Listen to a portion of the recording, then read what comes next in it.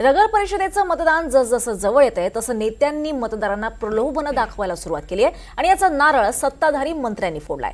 भाजप आणि राष्ट्रवादीनंतर आता शिंदे सेनेच्या मंत्री गुलाबराव पाटलांनी 1 डिसेंबरला लक्ष्मी दर्शनासाठी तयार राहण्याचं वादग्रस्त विधान केलं होतं। या वादग्रस्त विधानानंतर ते चर्चेत आले।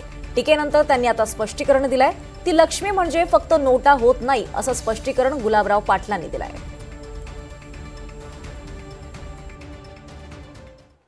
त्यांना तुम्ही एवढे साधे माणसं उभे केलेत याच्यावरून लक्षात येईल त्यांच्याकडे एकच आहे, पैसा। लोक हुशार आहे।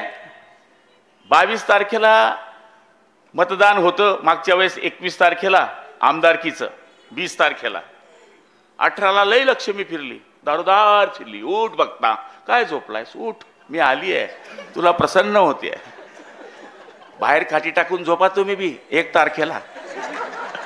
लक्ष्मी येणार आहे, उठ बघता, काय झोपलायस, उठ।